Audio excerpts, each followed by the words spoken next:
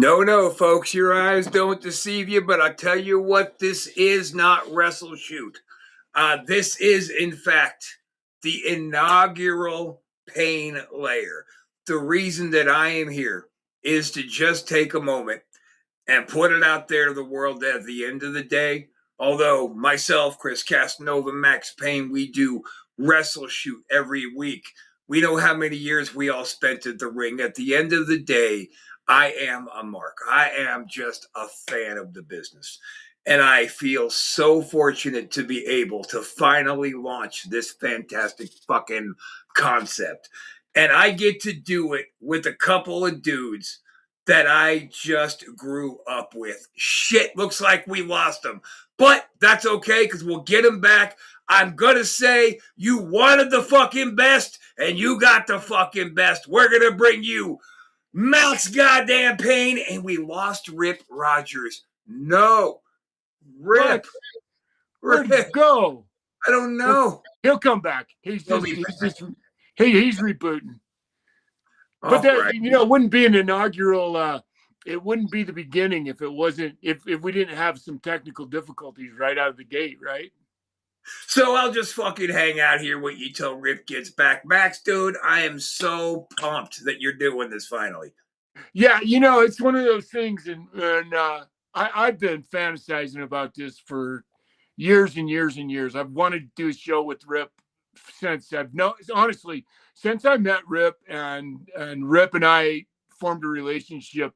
Now it's been 35 years. Wow, I can't believe it. Holy shit. But Rip and I have just been really good friends and have spent so many times down that road together. When I was in WCW, he would come to my apartment almost every weekend because he was in charge of bringing a lot of the enhancement guys for WCW. Right. I ended up giving him a key to my apartment so that way he didn't have to wait for me if I wasn't around or if I was on the road or whatever. And he's just somebody I always trusted and loved and couldn't wait for him to show up. So he would come and he would just end up being there. So it was always perfect to have him there. We still haven't got him back yet. Hang on. He's working on it. He's having some tech issues. Wouldn't you know that it? Yeah, but like I said, it wouldn't be the inaugural. It wouldn't be the beginning if it wasn't. There he is.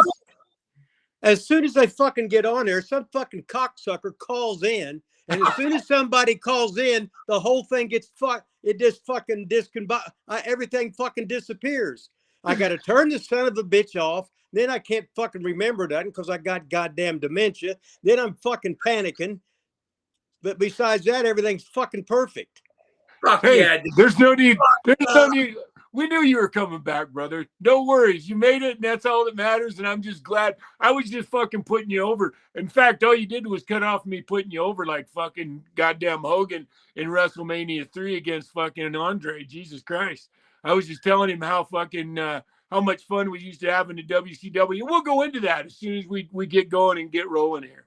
Well, fuck, get rolling. Let me get the hell out of the way. You don't have to leave, but thank you, my friend. Listen, hey, I am so happy. I was just telling everybody, Rip, man, I have fantasized about doing this with you for so fucking many fucking years. I have been waiting to do this with you because from the moment I met you and I don't know, I wasn't the exact guy that you fucking, that's always what's so amazing is because in so many ways you and I are like fucking exact opposites, and yet we got along so fucking good right from the fucking get-go that it always blew me away. And so to finally actually be doing this show with you, I'm just fucking so stoked to have you here. So, man, I'm so glad that we're doing this together and fucking just going to be able to bullshit about the business because that's really all this is about. Well, that's all I do is bullshit about the business. There ain't nothing else I can do. Jesus Christ, I can't watch it. Right. That's the funny part, right? Neither one of us can. I can't. I haven't watched the business in decades, man. I really haven't. Because I don't know. It's changed, especially now. It's so dramatically changed, and it's so different that I just can't. I just can't even watch it today. But what I want to do is I want you to do me a favor. You know what I've really wanted to do is this is a great place to start too. Is why don't you tell everybody how you got started in the business? Because I've heard it, but I want to know and hear it again. How did you get started in the business, and what finally brought you into the wrestling business, Rip? Well, first of all, I had my first match, and I didn't know, and I wasn't smart or nothing. Anyway, a buddy of mine went to. He was from Beckley, around Beckley, Seth, West Virginia, and he went to the wrestling show there. And the inevitable. This is when you're from Seymour, Indiana, right? I'm from Seymour, Indiana, but I went to college in Indianapolis, and then I started wrestling. I was the lifer teacher. I lasted 1 year, and I was a football coach. But there seemed to me too many young ladies. They ended up showing up in my apartment. So the principal had to have a talk with me, and I told old Fish Lips, I told him, here, take all my sick days, my personal leave days, and just dock me because I'm out of here. and that was my teaching career. So wow. So now this buddy of yours goes to a show in West Virginia. Yep. And he went back home, and he hadn't had a match either. But then he told me all about it. Well, I said, well, get me booked. So he got me booked. So we drove back to Beckley, West Virginia, the TV studio of WOAY TV in Beckley, West Virginia. So we went in there. So the original Cuban assassin lived there. He just happened, Angel Ancevita. He just happened to be there. And the Batten twins were there too, and they weren't smart either. And they were identical twins, and they wrestled each other. They didn't know it wasn't real, and they had full body suits on and masks, but they were identical twins. So the promoter, Warren Schoenbeck, he says, "Hey, you're from Indianapolis. You must have worked for the Bruiser." I said, "Yeah, you know." Yeah, of course I said yes. I've had 100 matches with him. Are you fucking really? So he said, you baby face or heel? I said, yeah. I didn't know what the hell he's talking about. They didn't have no smartening up things where all the marks, nothing, right?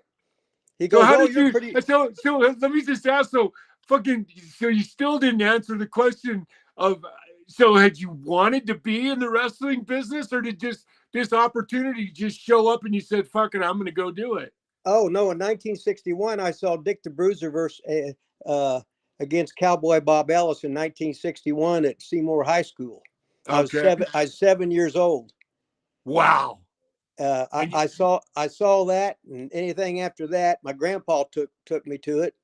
So I was hooked from then. So I'd be watching. This is just opportunity come true for you to be able to go to West Virginia and fucking start doing this. Yeah. So I'm talking to promoter Warren Schoenbeck. He said, yeah, you work this and that. I was in Indianapolis. Yeah. You must have been with the Bruiser. I said, yeah, I was with him. I was at fucking ringside, So he says, okay, you work with this guy over here. And I said, okay. He said, you go over. I said, I go over. He said, when you get the pencil, go home. When I get the pencil, go home. And I'm thinking out loud now, when I get the pencil, go home. When I get the pencil, go home. So needless to say, I had my first match, and right away I hit the guy, bam, right in the head, right? And he goes, ow. I said, damn, I barely hit him, and he's hurt, But when I did go in there, I had got my K&H special trunks and $29 boots. I had them from BABAAAAY, or BABAAAAY boot shop, no lash. Bill Ash, yep. Yeah. Everybody, that's how you did the business. You got your K&H fucking polyester tights and That's your right. BABAAAAY boots. That there was no place else to fucking get your gear then. Well, the Mexican place come out later, but Right, and the I wasn't Japanese Mexican. place. I wasn't Yeah. Mexican. So Right. Oh shit, we lost him again. Somebody's trying to call him. I'm gonna have to teach him how to put that thing on. I'm gonna have to teach him how to put it on airplane mode. Or you put it on airplane mode, you can't connect to the internet. Oh, so how do we? Do not disturb mode. So that's going to be a different kind of tour. Right here. There you go. Weird. Somebody else call you? Somebody sent me something. Yeah, everybody has to send me a wrestling pic. You know what we're going to do? I was just talking to Rob about this. What we'll do is this next week, there's a button you can push on your phone called Do Not Disturb. And when you put that on, then nobody will fuck with you during the time we're on the air. So anyway, keep going. We were at BABAAAY and Bill Ash. You just got your boots, and now you're in the ring. You got you hit the guy. He went ouch. Yeah, I said fuck. And then he hit me, and I said fuck. I must be have a lot of adrenaline going. He hit me, and I didn't even feel it. So you can imagine. Didn't sell it, of course. Oh no, I didn't feel it. Yeah. I said. It was one take, and it was in 1977. So who knows what really happened? Oh, that's all I can remember. And but then by then, this guy named B.B. Coleman was there. I was watching him put razor blades on his fingers, and there was blood in his match, and he was a hell of a con man. So he says, "Hey, let's go to work for Vince McMahon in Allentown and at the Philadelphia Arena to do TV." I said, okay. So I went with him. Of course, what he did was he told me, he says, I can't fly my plane. It's bad weather, and my Cadillac's at the shop. So can you drive your Pinto? I said, oh, yeah. But I wasn't used to driving. So I picked him up in Canton, Ohio. And then we're going on to Philadelphia. And I'm not used to driving, so I'm getting tired. I said, man, I'm getting tired. He says, oh, I got this. So he took a couple pills. I didn't know what the hell they were, and had a bunch of hot coffee. And he's just going as fast as he can and everything. So that was about my first thing. Wow. So then what? So then you just but you were obviously good enough and looked good enough in the ring that somebody said, okay, I'm going to book you again. So who did you end up, who was the guy you ended up being with, Rip, that smartened you up and you were married to long enough that he taught you the business and broke you in right? It was sketchy for the first year, put it that way. Okay. Because I was working for Dick the Bruiser. I was working for the Sheik. I was working for the TV here. I worked at WWF. I worked got some Bob Geigel shows. I worked St. Louis. Just bullshit my way in. I was just name dropping everything. You're right. No matter who it was, because I got all the magazines and I knew who was in each territory, but have all the rankings. They might be 3 months late or something like that. But I just acted like I couldn't hear very good, and that I give them answers they couldn't really see, right? Or they couldn't, or whatever. They couldn't check up on. Yeah, I remember I was wrestling with Dick Murdoch, right? Yeah. And he hit me, and I said, "Fuck, that didn't hurt." Then he knocked the shit out of me, right? Yeah. And then he said, "Now come on, sell that." And I said, "Wait a minute, I heard that word before. Sell that." So I told that story with Murdoch in WCW later during the match, and he's laughing so hard. He says, "Well, I was supposed to take a brain buster." He says, "I ain't beating you. You're too much fun." So Murdoch got heat for not doing the finish. So when did you learn about? When did you fucking finally learn about the pencil? It was a while, because the pencil was just for TV. Ah, just at that place. okay.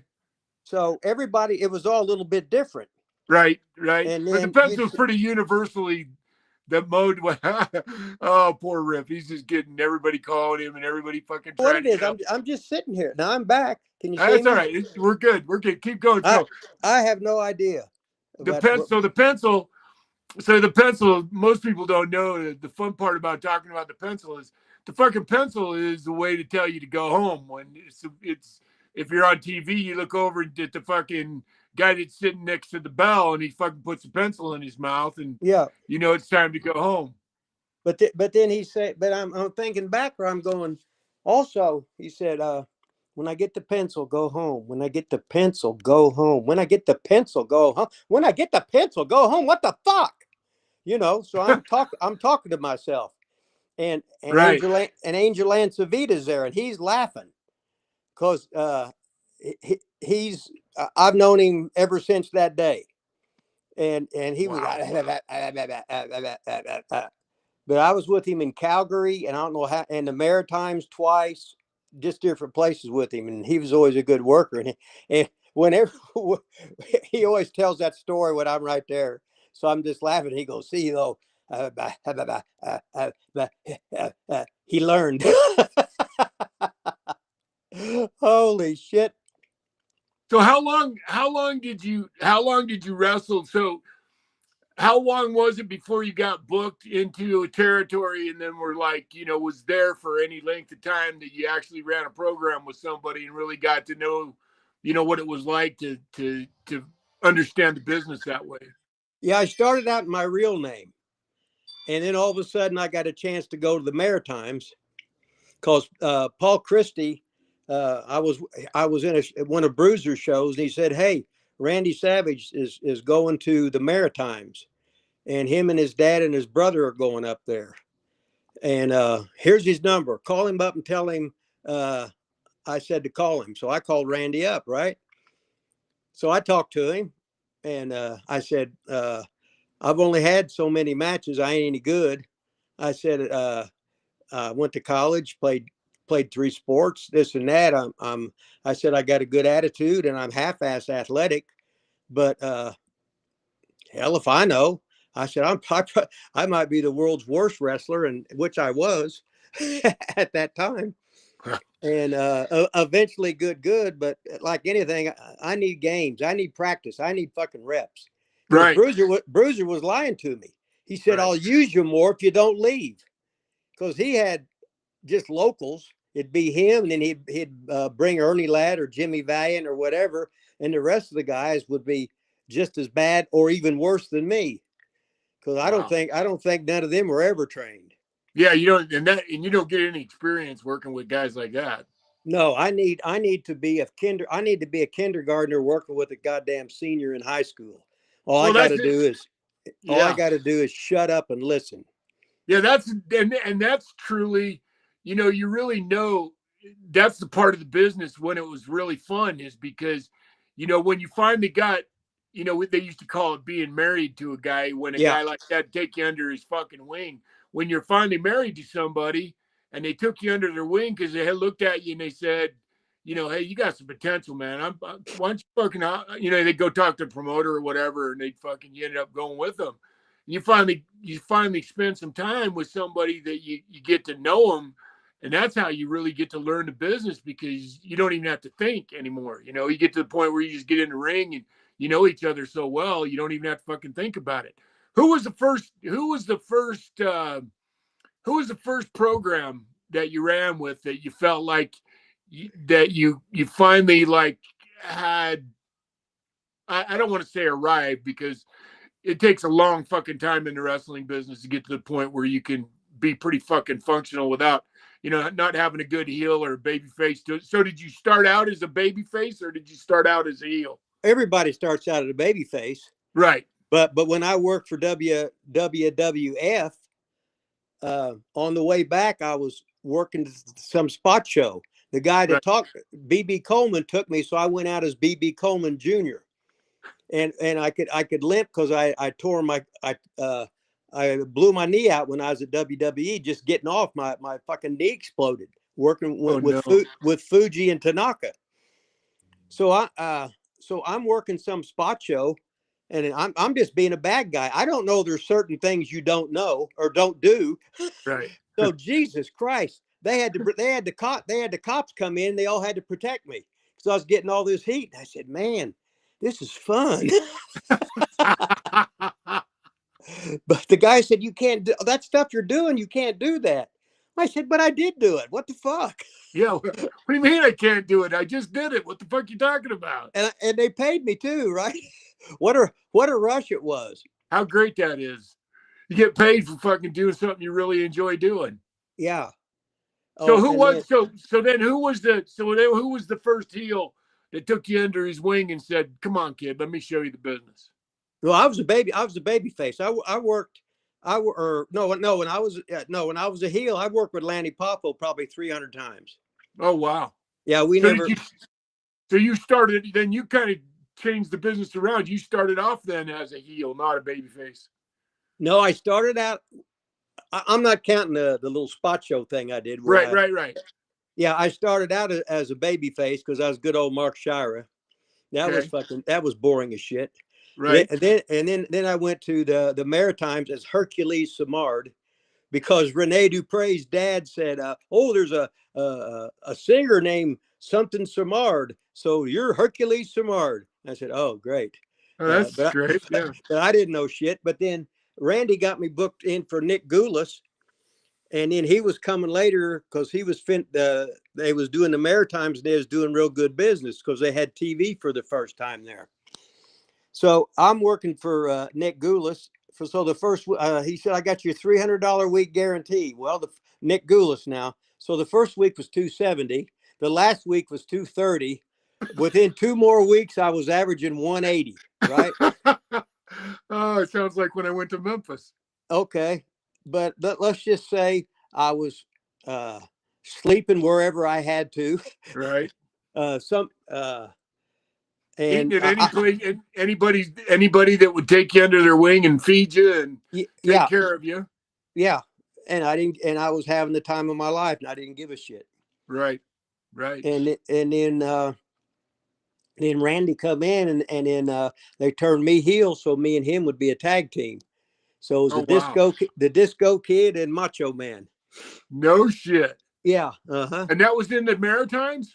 No, well, no. This was in. I went back for Nick Goulas when the Maritimes was over. He come back into Nick Goulas. Hold on 1 second, Rip. We got to I got to promote my other shows on this network. This is ASN. We're going to run a promo of one of our other great shows called Ghosted. So hang on there, Rip. We'll be right back after this important message. Check out Ghosted, where every creepy video gets one verdict legit, or straight up bullshit. Ghost hunters, haunted houses, and that weird noise in your attic. Yeah, it's probably not a demon, but we're judging it anyway. Mondays at 8 p.m. Subscribe to not miss a thing. Yeah, if you said, man, that show is funny. I've done that show with them a couple of times, and I got to tell you, it's a fucking blast, man. They find the videos and shit they find out there of fucking creepy shit that's on video, whether it's fake or real. That's what the whole show is about. It's a lot of fun. So anyway, let's keep going. So so now you're heel tagging with so is this actually when you're with Randy? Is this like the first like legitimate run you had it as, you know, how long did you guys stay together? Let's start with that. As much as you could, as we could, and then I I was leaving. He was going to stay a little bit longer, so his dad booked me into let's see. Oh, the Freebirds were there. Terry Gordy and Michael Hayes, and they just come in from Mississippi.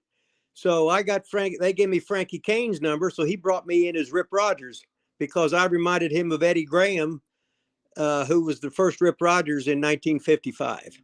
I'll be damned. So that's how you got the name Rip Rogers, was follow up somebody else. Yeah. And you've been Rip ever since.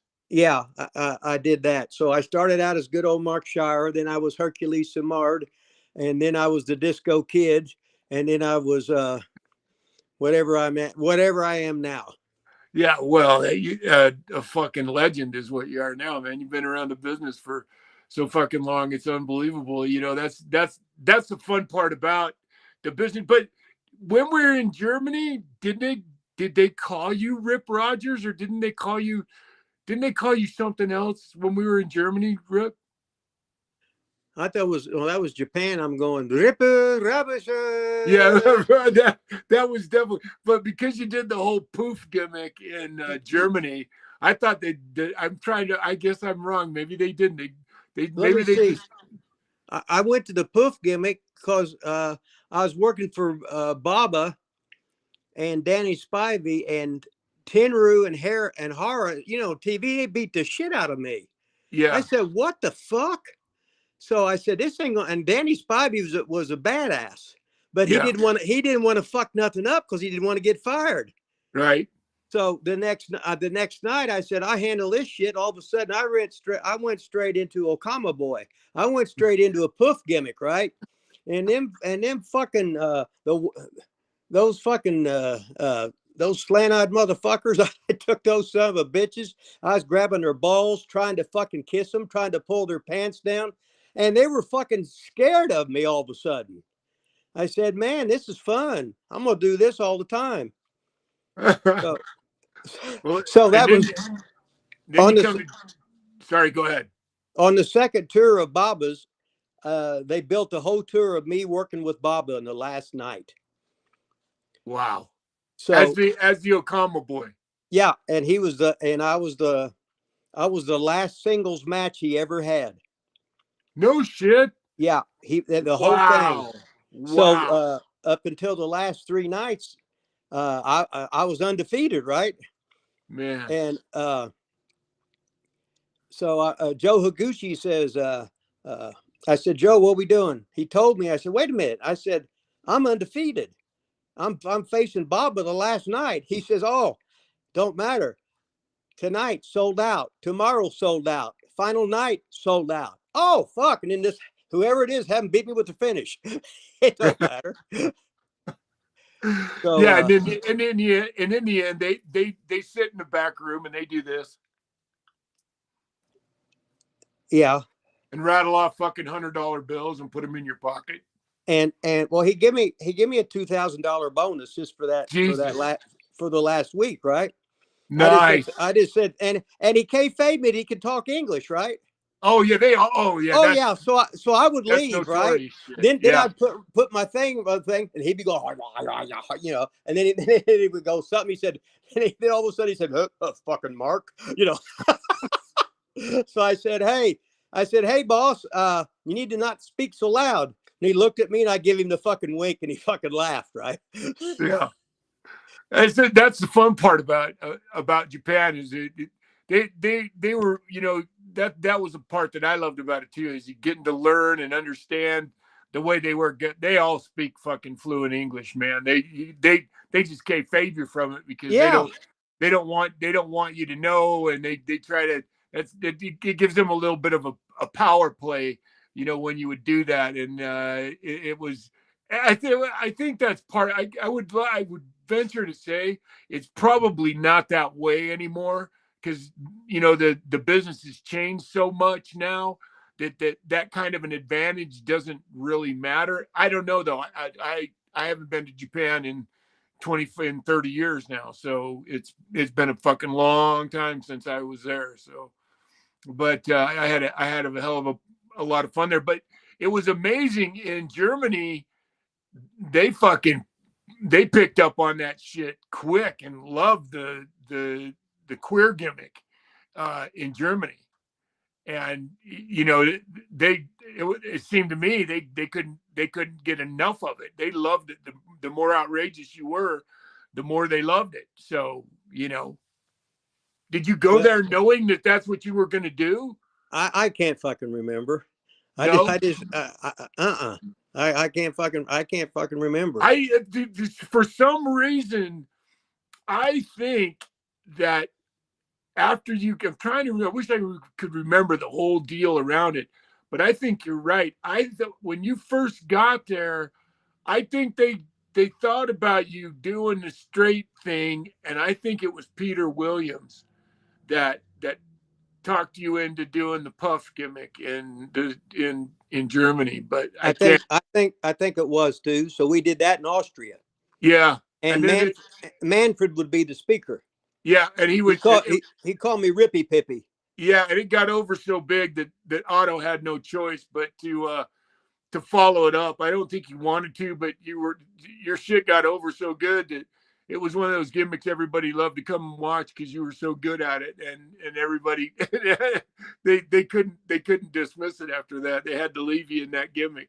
Well, how I got over there, I was supposed to go work with Alex Wright's dad. Remember, he fell over. Yeah, of course, Steve. Yeah, I was supposed to work with him, and something happened, and I couldn't come. So Otto said, "Well, just come on back next year for the whole thing." He wanted to look at or whatever, but I didn't go because something come up and I had to stay. So said I come back there. So, and that was a hell of a learning experience. Yeah, that's a whole different world. The German landscape and the way they do wrestling there is so much different than any place else, and takes a while to get used to it. But once you do, it's again, it's a shitload of fun because it's such a different mentality, and then staying in the same place every night, it becomes it's interesting. It's such a different mentality. Nobody had ever smartened me up to it. Chris Benoit got me my gig there, and nobody had ever smartened me up to the fact that you stayed in the same town every night for, depending on what city you were in. Like Hanover, we were there for like 63 days. No, 70 days in Hanover, 42 days in Bremen. Yep. And then Dortmund canceled, so I went and worked with Regal and stayed at his house. Yep. In England, and then we had the 6 weeks at Graz. Yep. Or not Graz, Vienna. Yeah. And then the 2 weeks at Graz. Yeah, and then they had Seaboden and maybe a couple other spot shows. Yep. And there were some of the world's worst workers there. So you went the year after I left as well, right? You were there the year I was there. No, I went 92 and that was it. You was only there for that 1 year. Yeah. Oh wow. That's interesting. I thought you went another year. No. Oh no, so I went to Seaboden with you then. I was in Seaboden and all those towns with you, man. Okay. Yeah, and I remember when you went with Regal. I remember you and Steve went to do something in Blackpool. Well, we stayed in Blackpool. Yeah. But my fucking quad exploded, I remember. That's where I slipped in some beer working with him. Oh, that's right. I forgot, and you pulled your fucking quad. I tore it, and it's still torn today. It's still torn today. I remember it, dude. Yeah. So and so Regal, I was supposed to work the next day, and Regal wouldn't let me. He made me stay in bed, so I give myself a J. Arthur 13 times in 13 hours just to do it. I was bored, had nothing to do, right? Well, you got to do something if you're going to be laying there by yourself for that long, and you got to do something with that past that time. Besides that, I read an article. I heard a statistic the other day that if men masturbate 27 times a month, that the likelihood of them ever getting prostate cancer is virtually none. And so you were just fulfilling your month's version of that in, half your month's version in a day. So, Yeah. Well, my buddy just had that prostate, had his prostate removed 2 days ago. Oh God. And I guess he should give himself a wank more. Yeah, he should have talked to Mr. Arthur a few more times himself, shouldn't he have? Yeah, fucking Jay. Oh, fighting L, mate. Fighting L. Yeah. So how many? So if you, so after Randy after Randy Savage, then what was your primary territories in? Did you play the circuit like everybody else did in the No, beginning? well, I was with Randy for 4 years in Wow, ICW. holy shit! I was there, and I was a business partner. It was me, Randy Lanning, his dad, George Weingroff, and then he had Bob Roop, Bob Orton Jr., and Ronnie Garvin. And so they were part of ICW. So we had at one time we had 14 TV markets. Wow. Yeah. Now this is So WCW is in the South, the original no, no, no. WCW. International Wrestling. Everybody. Oh, ICW. Oh, okay. Yeah, we were. Okay. Yeah, we all hated we all hated Jerry Lawler and the Memphis guys because we was opposition to Bruiser, to Jarrett, to Bob Guy, to Sheik. We was opposition to everybody and didn't give a shit. Any of There those was guys in the South. There was three popos. You can't book three guys in the territory. You know, they'd had to have their own territory. Right. Work there. Wow. So we're for 4 years, and then it always started over a woman. Let's just say Randy was he was a bit jealous and Smitten. stuff. And he wasn't happy. And then he liked the one that liked me, so he reimbursed the 10 grand that I invested in them, and then Garvin got me booked. I went down and worked for Ron Fuller first in a couple of weeks, and then I went and Will Watts for about 6 months. Then I went back to work for Ron Fuller and worked 11 months there. And I was in the main events the last 10. I started out as junior heavyweight, and then they worked an angle where I was eating too much and I got fat. I was a little weight anymore. So they started calling me Fatso.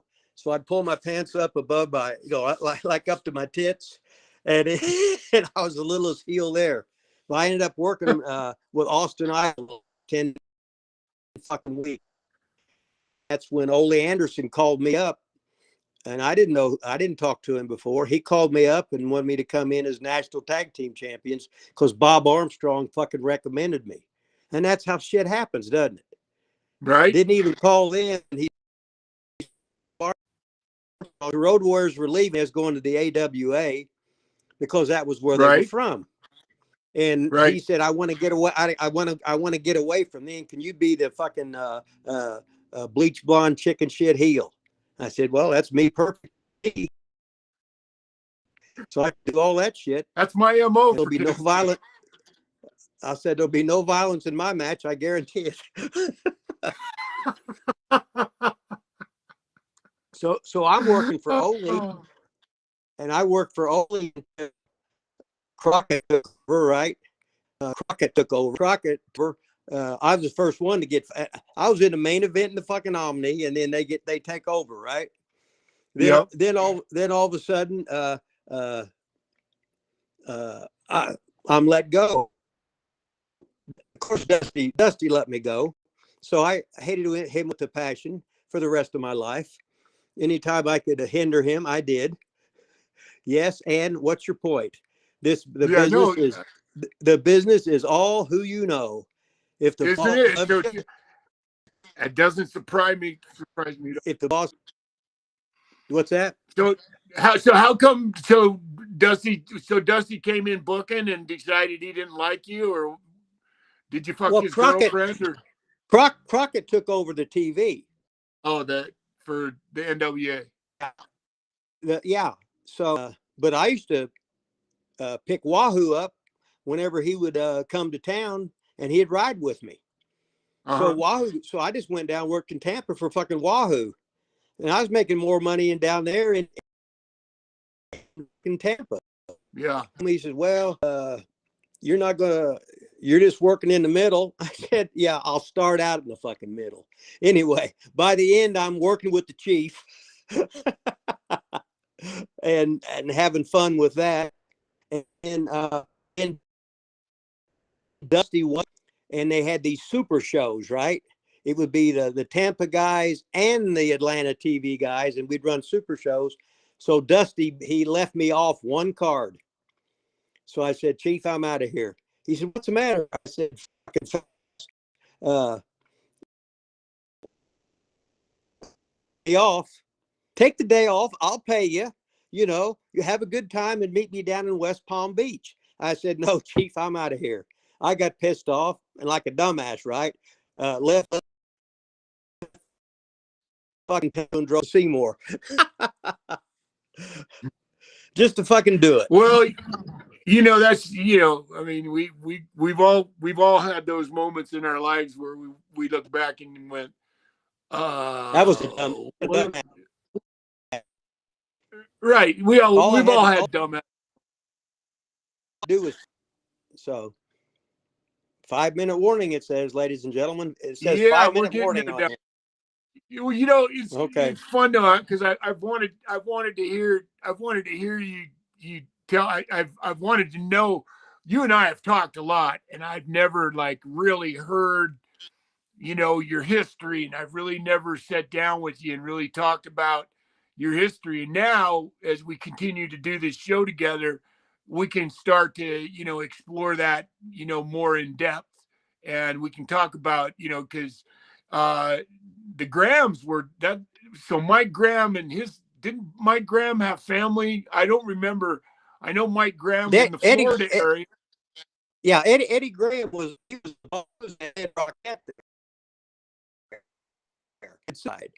But Mike committed suicide. His son committed suicide, and his his dad and his grandpa, they all did.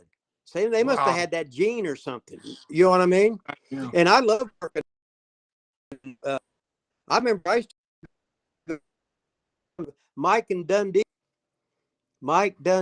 and Greg Gagne. Greg Gagne all lived in the apartment right above me. Yes. Yeah. So when I'd bring some guys, they'd let me come in there and just, you know, get enough so I don't have to. Yeah, of course. Mad at anybody. Yeah. Oh, on the no. road, I'd work with Mike because I said, Mike, just do anything you want, just do it. I'll be there. You know, because he liked to work with me because he just wanted. And then and top it all off, like I was saying before you came on, I know I gave you a key to my apartment, so yep. That if so you come into my place anytime you wanted to. So you knew everybody in that side of town in Atlanta. So yeah, you were hooked up. You were hooked up over there, man. And then Regal eventually had an apartment over there, and Tex and Shanghai had an apartment there. Johnny B. Bad, myself. You know, we all lived over on that side of town in Atlanta when WCW was in full bloom. So, yeah. Well, you know what? I think this is as good a place as any. We might as well go ahead and wrap up our first pain layer, and then we'll come back again next week, and we'll do it again. We'll keep talking about this shit. What do you say? Okay. Can I plug my other show, Wrestling with Rip Rogers? Oh, fuck yeah. I was just going to say. Yeah, I want to plug my show. I'm on so many podcasts. Wrestling with Rip Rogers every Friday at noon Eastern Standard Time on YouTube. And then I want to, and then I need followers for goddamn for TikTok. 10,000 followers for TikTok. I only got 1,000 followers. Let's see, I got this for TikTok. Wrestling with Rip Rogers. Let's get on that. I need 10,000 followers. That's all there is to it. In the meantime, I sell my books. I sell my beer. Hustle this, hustle that, and loving everything. Call you the hustler for nothing.